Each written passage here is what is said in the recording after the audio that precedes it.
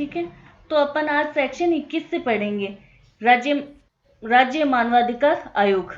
आवाज क्लियर आ रही है क्या?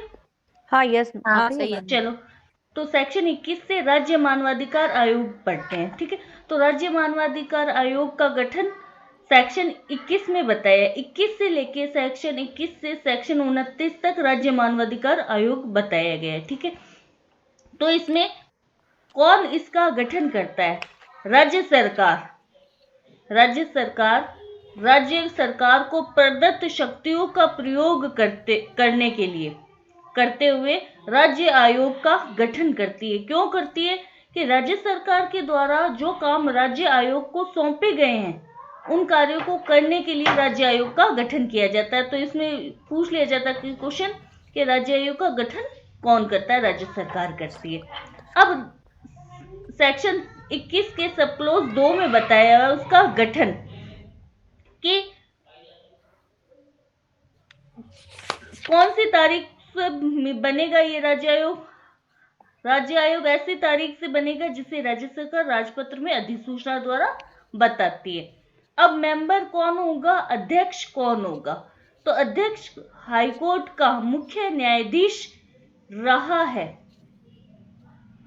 इसमें क्या है, सिर्फ सीजे जो रिटायर हो चुका है वो ही पहले अध्यक्ष बन सकता था, लेकिन अब 2019 में अमेंडमेंट करके ये जोड़ दिया है कि जो सीजे रहा है या सीजे है, या तो हाईकोर्ट का मुख्य न्यायाधीश रहा है या मुख्य न्यायाधीश है, वो अध्यक्ष होगा। ठीक है, 2019 में क्या जोड़ा मैडम? अमेंडमेंट किया है ना ये अध्यक्ष में। वहां जैसे chief justice of India CGI है या रहा हो, दोनों शब्द आ गए ना। हाँ इसी प्रकार यहाँ राइस यहाँ पे स्टेट का तो अध्यक्ष कौन कौन बन सकता है? एक तो सीजे हाईकोर्ट का मुख्य न्यायाधीश रहा है या है। ठीक है, इसके साथ में हाईकोर्ट का अन्य कोई भी न्यायाधीश अध्यक्ष बन सकता है। ये 2019 में अमेंडमेंट है क्या? हाँ, ठीक है। कि हाईकोर्ट वहां भी सुप्रीम कोर्ट का अन्य न्यायाधीश बन सकता है राष्ट्रीय आयोग में, और राज्य आयोग में क्या बन सकता है? अध्यक्ष कौन हो सकता है? एक सिंपल सी बात याद करनी है कि सीजे के साथ साथ में हाईकोर्ट का अन्य न्यायाधीश भी, जो हाईकोर्ट का न्यायाधीश रहा है, वो अध्यक्ष पद के लिए योग्य है, अध्यक्ष बन सकते हैं। ठीक है, तो रिटायर्ड हुआ ना मैम, इसमें वो थोड़ी है जो प्रेजेंट में नहीं है रिटायर्ड ही अभी। है, हाँ रिटायर्ड। रिटायर्ड हाँ है। ठीक है, तो इसमें अमेंडमेंट में 19 में ये जोड़ा गया है कि अन्य न्यायाधीश भी अध्यक्ष हो सकता है हाईकोर्ट का। फिर आता है सदस्य कौन हो सकता है? कि जो हाईकोर्ट का न्यायाधीश रहा है या रहा है। पहला तो हाईकोर्ट का न्यायाधीश है या रहा है, या जिला न्यायाधीश है या रहा है। दो शब्द हो गए, हाईकोर्ट का न्यायाधीश है या रहा है, या जिला न्यायाधीश है या रहा है, या जिसे जिला न्यायाधीश के रूप में कम से कम 7 वर्ष के कार्य का अनुभव हो। यानी फ्रेश भी जो एडीजी बनते हैं उनको 7 वर्ष तक का अनुभव है, तो वो भी मेंबर बन सकते हैं राज्य मानवाधिकार आयोग में। तो 3 कौन हो गए? अध्यक्ष कौन बन सकता है? हाईकोर्ट का न्यायाधीश है या रहा है, जिला न्यायाधीश है या रहा है, या ऐसा जिला न्यायाधीश जिसे कम से कम 7 वर्ष का कार्य का अनुभव हो, वो सदस्य बन सकते हैं। और एक ऐसा सदस्य होगा जिसे मानवाधिकारों से संबंधित ज्ञान हो। यहाँ पे सदस्य संख्या चेंज नहीं हुई है, वहां 3 हो गई। वहाँ 3 हो गए। हाँ जिसमें एक महिला है जिसमें हाँ होनी आवश्यक है। ठीक है, फिर इसमें एक सचिव होना चाहिए। सचिव कौन? राज्य आयोग का मुख्य कार्यपालक अधिकारी होगा। ठीक है, ये ऐसे शक्तियों का प्रयोग करेगा जो राज्य आयोग द्वारा उसे सौंपी जाए, यानी राज्य आयोग के कार्य करेगा। इसमें सिर्फ क्या है, पहले वो प्रत्यायोजित काम करता था, सिर्फ कार्यपालक शक्ति उसके पास में थी। अब उसके पास में अमेंडमेंट के द्वारा 19 में जो अमेंडमेंट हुआ है उसमें प्रशासनिक पावर भी आ गई है। पहले तो सिर्फ क्या है, कार्यपालक अधिकारी की शक्ति होती थी उसमें, सचिव में। अब उसमें प्रशासनिक पावर भी आ गई है। अगर राज्य आयोग सचिव को प्रशासनिक शक्तियां प्रत्यायोजित करता है तो वो प्रशासनिक कार्य भी करेगा। ये भी अमेंडमेंट हुआ है, ठीक है। तो मैम ये नेशनल वाले में भी होगा ऐसी सेम? नहीं हुआ, नेशनल वाले में अच्छा, नहीं, सिर्फ इस राज्य में हुआ है ऐसे? राज्य में हुआ है ये। दोबारा बोल दो थोड़ा सा मैडम, रिपीट कि कर दो। सचिव है, एक सचिव होगा राज्य आयोग में। सचिव क्या है, राज्य आयोग का मुख्य कार्यपालक, एग्जीक्यूटिव पावर तो है ही है उसके साथ में, प्लस एडमिनिस्ट्रेशन की भी पावर उसमें आ गई है। पहले क्या एग्जीक्यूटिव पावर थी, यानी कार्यपालक शक्तियां उसके पास थी। अब 19 में अमेंडमेंट करके उसमें प्रशासनिक शक्तियां भी दे दी गई, एडमिनिस्ट्रेशन से संबंधित पावर भी उसको दे दी गई है। ठीक है।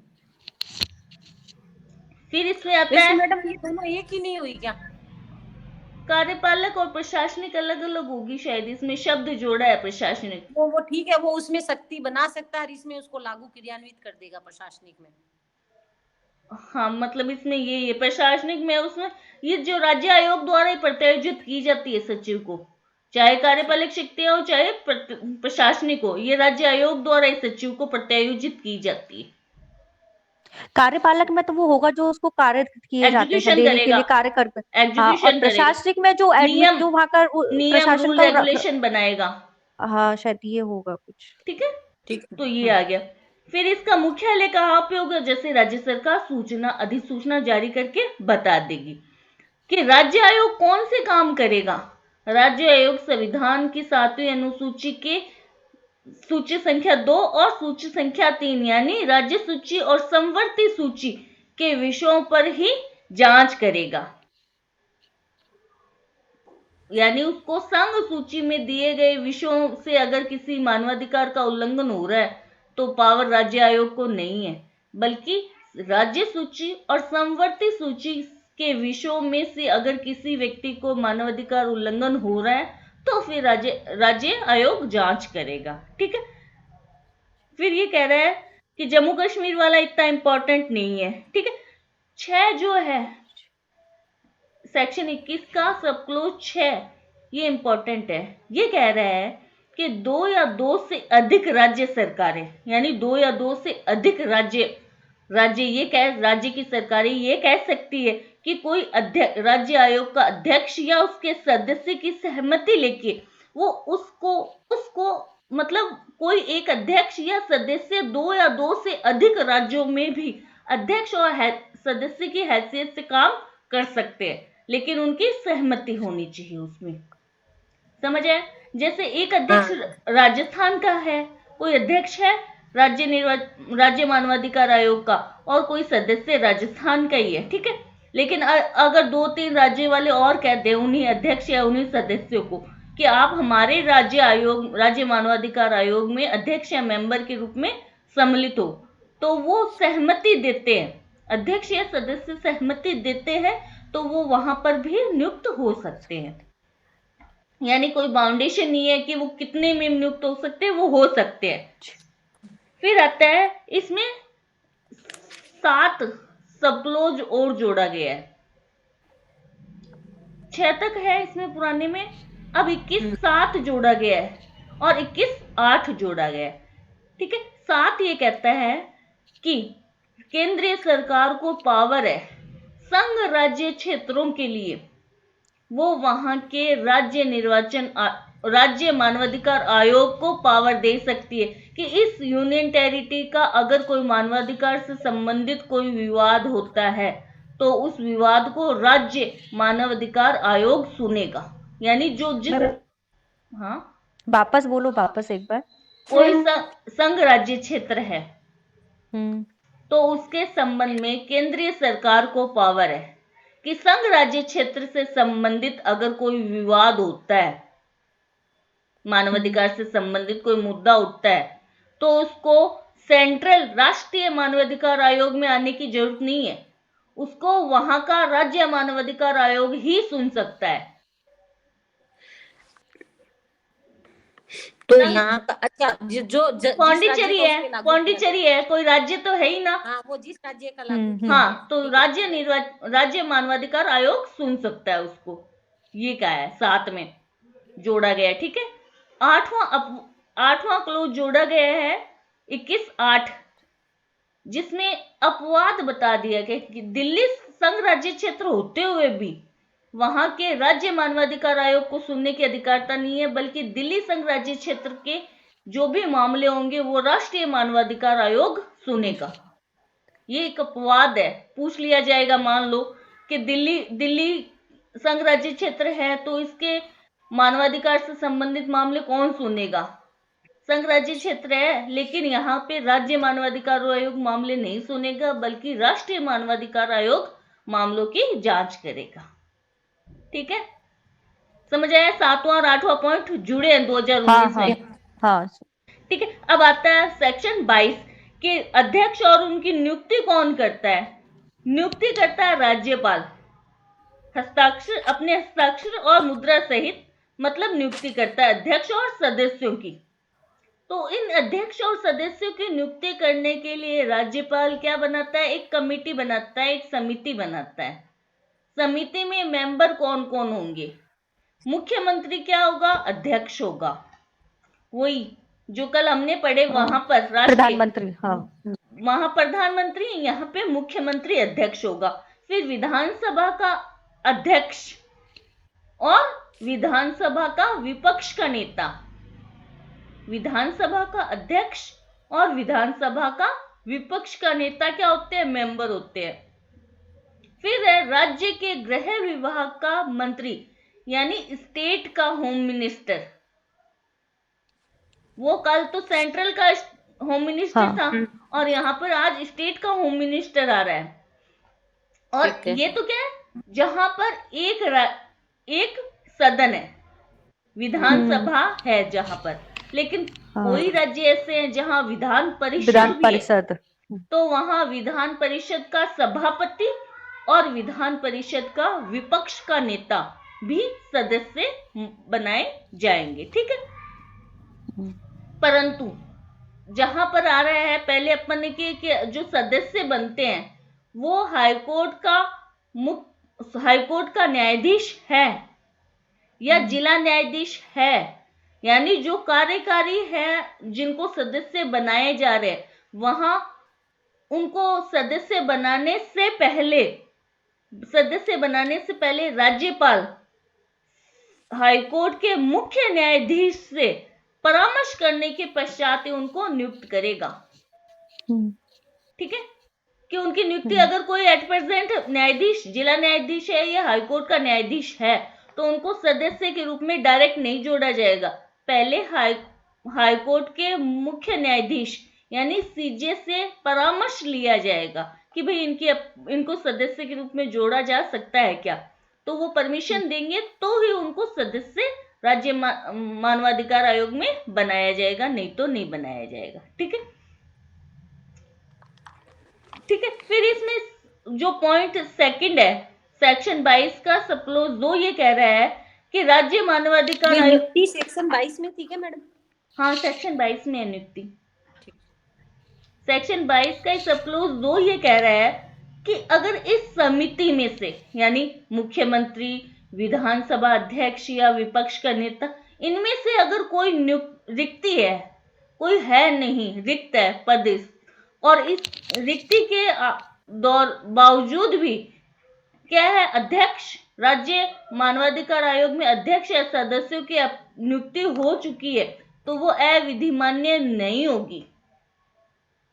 कमेटी में अगर कोई रिक्ति है और रिक्ति के बावजूद भी राज्य मानवाधिकार आयोग का गठन कर दिया गया, अध्यक्ष और सदस्य चुन लिए गए, तो वो नियुक्ति अविधिमान्य नहीं होगी। समझ आ गया? आगे फिर आता है सेक्शन 23। सेक्शन 23 सेम, वहां अपन कौन सा सेक्शन पढ़ के आए थे? सेक्शन 5। सेक्शन 5 कि वो कब हटाए क्या जा सकते हैं या हाँ, कब हटाए जा सकते कब हैं। हटाए जा सकते हैं। तो ये सेम ही है, ठीक है। उसमें क्या बताया था कि यहाँ पर सेक्शन 23 याद करना है अपने को क्रम से। वहां 3 में क्या था? गठन था। गठन। राष्ट्रीय हाँ। मानवाधिकार आयोग का गठन 3 में है और यहाँ पर 21 में है। वहां पर सदस्यों की नियुक्ति 4 में है, यहाँ पर 4 में या 22 22 में है। में। हाँ। वहां पर त्यागपत्र 5 में है और हम्म यहाँ पर 23 में है। मतलब ये रिलेटेड है, जुड़े हुए से है ना। तो अब ये कि किसी राज्य मानवाधिकार आयोग के अध्यक्ष या सदस्य को कैसे हटाया जा सकता है, या वो अब कोई मान लो हटना चाहता है, अध्यक्ष या सदस्य हटना तो खुद चाहता है, त्यागपत्र। तो वो अपना त्यागपत्र राज्यपाल को राज्यपाल। संबोधित करते हुए लिखेंगे, ठीक है, लिखेंगे। लेकिन अब आ रहा है इसमें कि अब उनको हटाना है, तो हटाएगा कौन? राष्ट्रपति। राज्यपाल। राष्ट्रपति हटाएगा, राज्यपाल कभी नहीं हटाता यहाँ। अच्छा।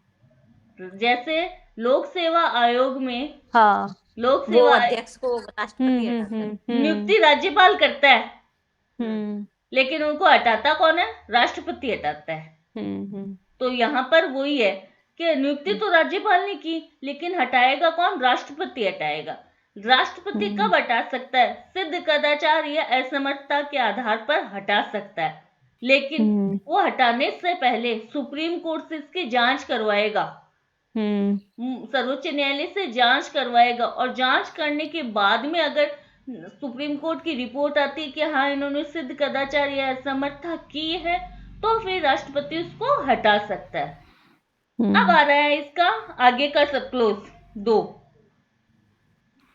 सेक्शन 23 का सब क्लोज 2 ये कह रहा है सुप्रीम कोर्ट से जांच कराए बिना राष्ट्रपति कब उनको डायरेक्ट हटा सकता है। वो 5 पॉइंट वो आ 5 जाएंगे वो पॉइंट सारे। कि दिवालिया हो गया हो, किसी अन्य रोजगार में नियोजन उसने स्वीकार कर लिया हो, या शारीरिक या मानसिक शैथिल्य हो गया हो, या सक्षम न्यायालय द्वारा विकृचित घोषित कर दिया गया हो, या सिद्ध दोष हो गया या दंडादेश कर दिया हो, या राष्ट्रपति की राय में वो उसने नैतिक अधमता की है, कदाचार किया है, तो उसको हटा सकता है बिना सुप्रीम कोर्ट से जांच करवाए हुए। नेक्स्ट आता है राज्य आयोग के अध्यक्ष और सदस्यों की पदावधि कितनी होती है। पहले 5 वर्ष थी, 5 वर्ष की आयु पद ग्रहण करने की तारीख से 5 वर्ष या 70 वर्ष की आयु, जो भी पहले हो वो होती थी। लेकिन अब 2019 में संशोधन कर दिया, और संशोधन करके अब कह दिया कि राज्य मानवाधिकार आयोग के अध्यक्ष और सदस्य की आयु ज्वाइनिंग की तारीख से पद ग्रहण करने की तारीख से 3 वर्ष या 70 वर्ष, जो भी मैम 65 होगा शायद, ये राज्य में तो शायद कि नहीं 70 है। नहीं, नहीं 70 होगा। 70 ही है। ये राज्य अच्छा, ठीक है। मानवाधिकार का 70 ही है। वो वहां पे है ओके। संघ वहाँ पे लोक भी सेवा 70 आयोग और लोक सेवा हाँ आयोग हाँ में हाँ हाँ। 65 और 62 और 65 वहां पर है। मैडम ये अब ये जो 2019 में हुए इसकी डेट क्या है? डेट बता दूंगी आपको, डेट बता दूंगी मैं, ठीक है। 2019 में हुआ है अमेंडमेंट, ये अक्टूबर नवंबर में हुआ है शायद, तक मैं बता दूंगी डेट, है ना। तो यहाँ पर 20 शायद 20 नवंबर आ रहा है शायद, मुझे ऐसा लगा शायद हो सकता है, मैं पर बता एक बार दूंगी, कंफर्म कर लें। अभी बता दूंगी, है ना। तो वो कितनी 3 वर्ष या 70 वर्ष की आयु तक पद ग्रहण करेंगे, जो भी पहले हो। ये सदस्य पुनर्नियुक्ति के भी पात्र होते हैं। वहां पर भी वही है कि अध्यक्ष और सदस्य दोनों की आयु क्या है, 5 से घटाकर 3 कर दी है। और अध्यक्ष पुनर्नियुक्ति का पात्र नहीं होता है, सिर्फ मेंबर जो होते हैं वो पुनर्नियुक्ति के पात्र होते हैं, कि उनको दोबारा मेंबर के रूप में जोड़ा जा सकता है। दोनों की आयु 5 से घटा के 3 कर दी गई है, ठीक है। फिर आया सेक्शन 25 कि अब कोई अध्यक्ष या सदस्य का अध्यक्ष के रूप में कब वो काम कर सकता है। वो ही पढ़ी थी हमने पहले, कहां पे पढ़ी थी? सेक्शन 6 में, नहीं सॉरी 7 में पढ़ी थी, ठीक है, 7 में पढ़ी थी कि अगर वो स्थायी रूप से असमर्थ हो जाता है, अध्यक्ष काम करने के लिए, या तो मृत्यु हो गई या उसने पद छोड़ दिया है या किसी भी कारण वो स्थायी रूप से असमर्थ हो जाता है अध्यक्ष काम करने के लिए, तो राज्यपाल अधिसूचना द्वारा मेंबर्स में से किसी को अध्यक्ष का काम करने के लिए तब तक नियुक्त करेगा जब तक कि नए अध्यक्ष की नियुक्ति नहीं हो जाती। ठीक है, इसमें तब तक नियुक्त करेगा जब तक कि नए अध्यक्ष की नियुक्ति नहीं हो जाती। मैडम कौन सा सेक्शन है ये सेक्शन 25 है। हमारे वाले में ये दिया हुआ नहीं है इसलिए। सेक्शन 25 का सब क्लोज 1 है स्थायी असमर्थता, कि वो स्थायी रूप से असमर्थ हो गया अध्यक्ष काम करने के लिए, तो वहां पर तब तक नियुक्त करेगा जब तक कि नए अध्यक्ष की नियुक्ति नहीं हो जाती। फिर 25 का सेक्शन 25 का सब क्लोज 2 अस्थायी असमर्था, यानी वो छुट्टी पे गया है या कोई बीमारी है, अस्थायी रूप से निश्चित तारीख बता दी जाती है कि तब तक वो काम नहीं उपस्थित नहीं हो सकता।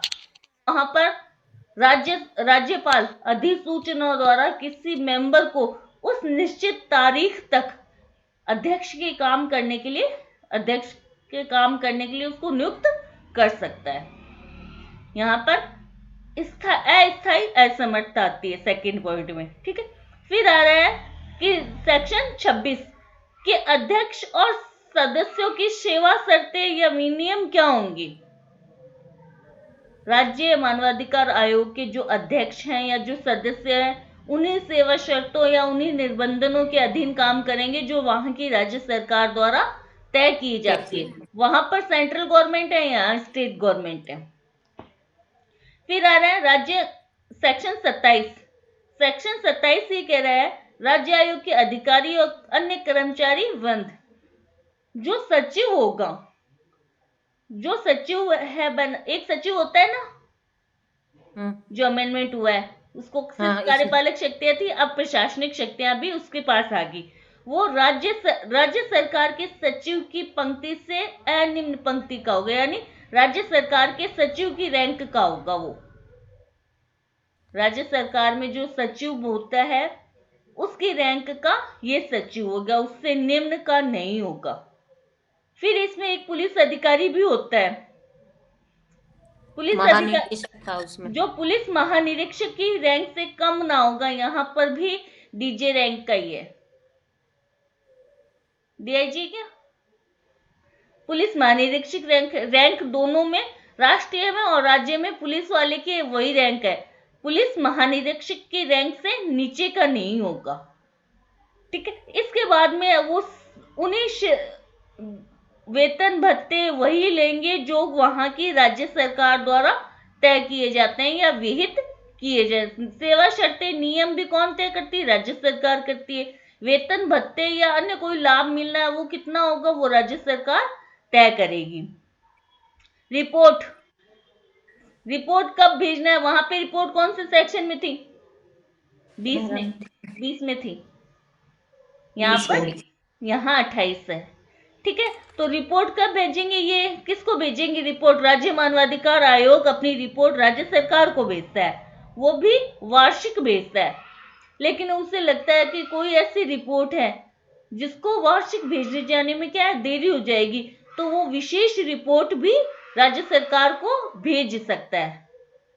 फिर राज्य सरकार क्या करती है, वार्षिक रिपोर्ट आई या कोई स्पेशल विशेष रिपोर्ट आई, उसको क्या है, दोनों संसद विधानमंडल के दोनों सदन है, विधानसभा और विधान परिषद दोनों है, तो दोनों के सामने रखेगा। ठीक है, और अगर कोई एक सदन है तो उसके एक के सामने रखेगा। दो सदन है तो वहां एक एक अलग अलग दोनों सदनों के समक्ष रखेगा। ऐसा नहीं ज्वाइंट में ही उनके पास में रखते। राज्य सरकार के पास आती है रिपोर्ट वार्षिक, कौन भेजता है? राज्य मानवाधिकार आयोग भेजता है, वार्षिक रिपोर्ट भेजेगा उसे। लेकिन कोई ऐसा मामला है जिसे वार्षिक रिपोर्ट भेजने में टाइम लगता है तो वो विशेष रिपोर्ट भी भेज सकता है राज्य मानवाधिकार आयोग। राज्य सरकार के पास जैसे ही रिपोर्ट आती है, राज्य सरकार क्या करती है, उसको विधानमंडल के समक्ष रखेंगे। अगर किसी राज्य में दो सदनों वाला विधानमंडल है तो प्रत्येक सदन के समक्ष रखी जाएगी, और अगर किसी राज्य में एक ही विधानमंडल है, एक सदन वाले ही है, तो उसके समक्ष रिपोर्ट रखी जाती है। सेक्शन 29 ये कह रहा है कि बाकी के जो भी प्रोविजन थे, सेक्शन 9, 10, 12, 13, यानी कार्य करने का कैसे, जांच कैसे करेगा, जांच करते समय उस अधिकारी की पावर क्या होगी, कौन कौन से लोक सेवक की उसको पावर होगी, वो सारे के सारे प्रोविजन राष्ट्रीय वाले यहाँ पर लागू होते हैं। याद करने की आवश्यकता ये वाला नहीं है सेक्शन। इसके बाद आता है सेक्शन 30। 21 के बाद में 28 तक पढ़ेंगे, उसके बाद में अपन पढ़ेंगे सेक्शन 30, राज्य मानवाधिकार न्यायालय। आयोग नहीं है, न्यायालय, ठीक है। अब न्यायालय कौन बनाएगा? राज्य सरकार बनाएगी।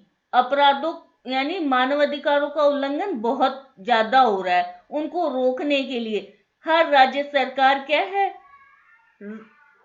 उस उच्च राज्य के हाईकोर्ट के मुख्य जो न्यायाधीश हैं उनकी सहमति लेकर क्या है, हर राज्य के हर जिले में क्या कर सकती है, मानव अधिकार न्यायालय स्थापित कर सकती है।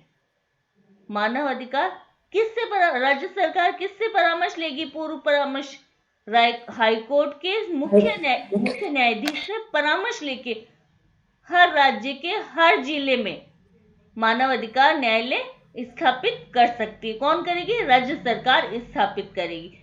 अब कौन सा होगा वो मानव अधिकार न्यायालय? किसको बनाया जाएगा? तो जिले के सेशन कोर्ट को, जिले का जो सेशन कोर्ट है उसे मानव अधिकार न्यायालय बनाया जाएगा, ठीक है। लेकिन परंतु इसमें दे दिया कि अगर सेशन कोर्ट को पहले से ही विशेष न्यायालय बना दिया गया है, अगर सेशन न्यायालय को पहले से ही विशेष न्यायालय बना दिया गया, जैसे एनआई एक्ट में बना दिया या कोई SC/ST एक्ट में बना दिया, विशेष न्यायालय बनते हैं ना, सेशन कोर्ट ही बनती है क्रिमिनल वाले मामलों में, तो NDPS में बना दिया।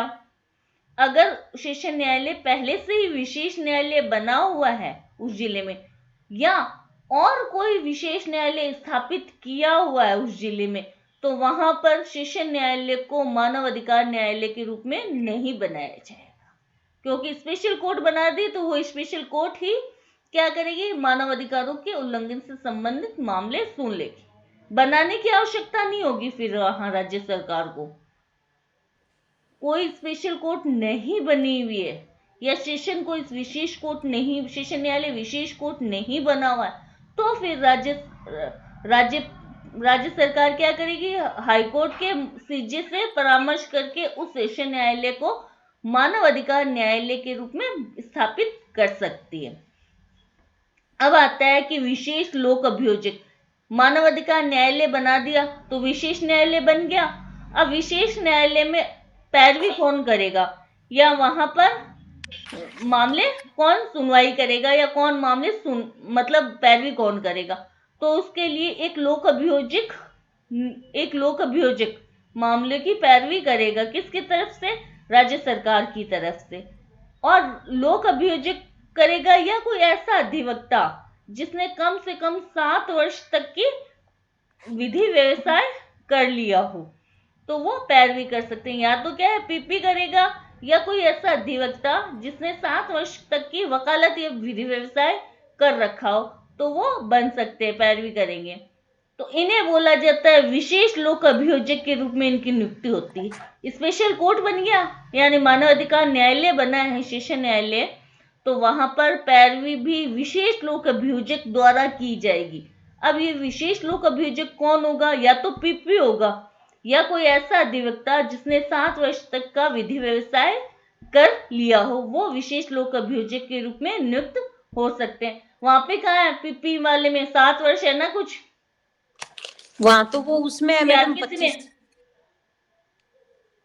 25 CRPC में 25 है कि 24 है? 24 तो लोक अभियोजक है वो। हाँ, तो 24 नहीं है विशेष लोक अभियोजक, 24 7 नहीं है क्या? 24 7 है वहां, एक 25 24 भी तो असिस्टेंट वाला 24 का 7 है, और उसमें भी 7 वर्ष का विधि व्यवसाय है, ठीक है। हाँ। तो यहाँ पर ये अब इसके बाद में ये इतना ही पढ़ना है 31 तक, इसके बाद में कोई क्वेश्चन नहीं बनता। पूछा जाता है तो राज्य केंद्रीय सरकार भी अनुदान दे सकती है, राज्य सरकार भी अनुदान दे सकती है।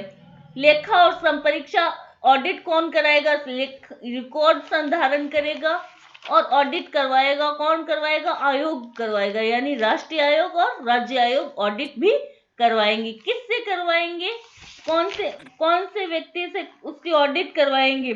नियंत्रक महालेखा, ऑडिटर ऑफ जनरल, ठीक है, महालेखा परीक्षक से, ऑडिटर जनरल से करवाएंगे इसकी रिपोर्ट। फिर आता है राष्ट्रीय, तो ऑडिटर मतलब वो दोनों राज्य में और राष्ट्रीय में दोनों में जो ऑडिट करेगा वो कौन होगा? नियंत्रक महालेखा परीक्षक होगा, ऑडिटर जनरल होगा कुल मिला के, ठीक है।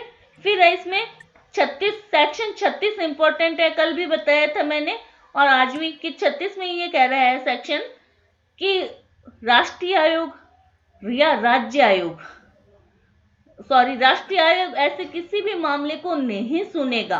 पहला क्लोज यही कह रहा है सेक्शन 36 का कि आयोग ऐसे कोई भी मामले को नहीं सुनेगा जो पहले से ही किसी राज्य आयोग या किसी विधि के अधीन कोई अन्य आयोग बनाया उसके समक्ष लंबित है, तो उस मामले को राष्ट्रीय मानवाधिकार आयोग नहीं सुनेगा। सेकंड ये कह रहा है कि अगर मानवाधिकार का उल्लंघन हुए मानवाधिकार का उल्लंघन हो गया, 1 वर्ष तक आप सोए रहे, 1 वर्ष तक शिकायत ही नहीं करते हो, तो फिर बाद में टाइम पीरियड कितना? 1 वर्ष है, 1 वर्ष के भीतर शिकायत करनी होती है। अगर 1 वर्ष का टाइम पीरियड बीत गया और बाद में शिकायत की जाती है तो फिर क्या करता है? राष्ट्रीय मानवाधिकार आयोग मामले को एक्सेप्ट नहीं करता, सुनता नहीं है। फिर इसमें सेक्शन 37 कह रहा है कि विशेष अन्वेषण दलों का भी गठन कर सकती है कौन? राष्ट्रीय आयोग और राज्य आयोग। उन्हें लगता है कि जांच करने के लिए और विशेष अन्वेषण दल होने चाहिए, स्पेशल टीम होनी चाहिए, इंक्वायरी टीम होनी चाहिए। तो उसमें कौन होंगे? पुलिस अधिकारी नियुक्त किए जाएंगे। कितने होंगे? वो आयोग जितना उचित समझे उतने पुलिस अधिकारियों को उसमें नियुक्त किया जा सकता है।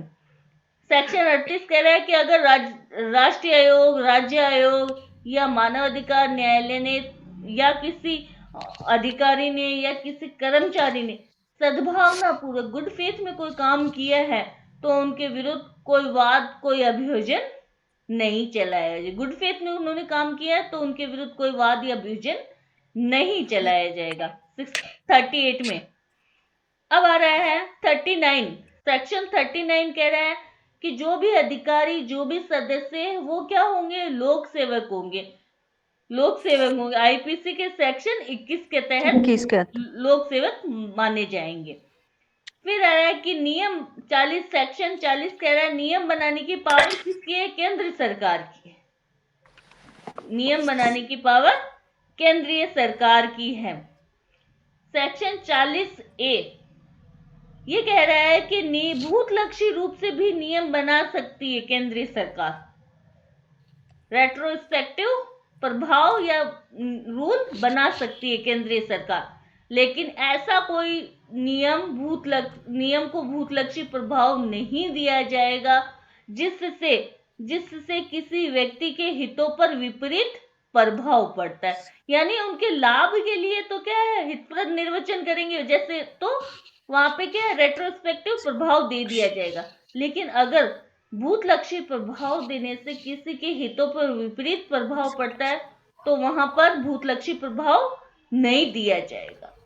40A ये याद रखना है कि केंद्रीय सरकार चाहे तो नियमों को भूतलक्षी प्रभाव भी दे सकती है या भूतलक्षी नियम भी बना सकती है केंद्र सरकार। आज की डेट से 5 साल पहले के नियम भी बना सकती है केंद्रीय सरकार को उचित लगे तो। फिर है कि आयोग की विनियम बनाने की पावर कुछ नहीं है। केंद्रीय सरकार ने राष्ट्रीय आयोग का गठन कर दिया, राष्ट्रीय मानवाधिकार का आयोग का गठन कर दिया। अब आयोग कैसे चलेगा? राष्ट्रीय मानवाधिकार आयोग कैसे चलेगा, इसके क्या रूल रेगुलेशन होंगे, वो रूल रेगुलेशन कौन बनाएगा? अपने नियम, अपने विनियम बनाने की पावर राष्ट्रीय मानवाधिकार आयोग को है। सेक्शन 40B में 40B में कि आयोग के विनियम या उनको क्रियान्वयन करने के जो रूल रेगुलेशन बनाने की पावर आयोग के पास ही है। राष्ट्रीय तो राष्ट्रीय आयोग के पास। और 41 कह रहा है कि राज्य मानवाधिकार आयोग को भी नियम और विनियम बनाने की पावर दी गई है। फिर आता है सेक्शन 42।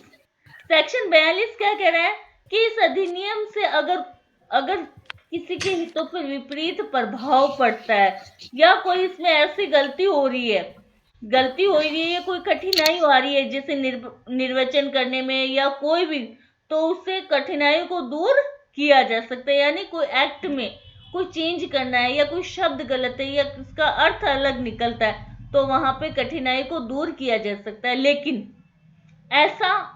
ऐसी कठिनाई को एक्ट के लागू होने की तारीख से 2 वर्ष के भीतर यानी टाइम पीरियड आ गया कि कठिनाई को कब तक दूर किया जा सकता है। अधिनियम के लागू होने की तारीख से 2 वर्ष तक ही उस कठिनाई को दूर किया जा सकता है। बाद में नहीं कि 10 साल बाद में जाके कोई कहे कि इसमें तो ये पाए की गलती है या कोमे की गलती, ऐसी नहीं होगी। बाकी इतना ही है सेक्शन 42 तक। ये याद रखना है कि 2 वर्ष तक, ये यहां तक ही है। इसमें कोई क्वेश्चन है तो पूछो।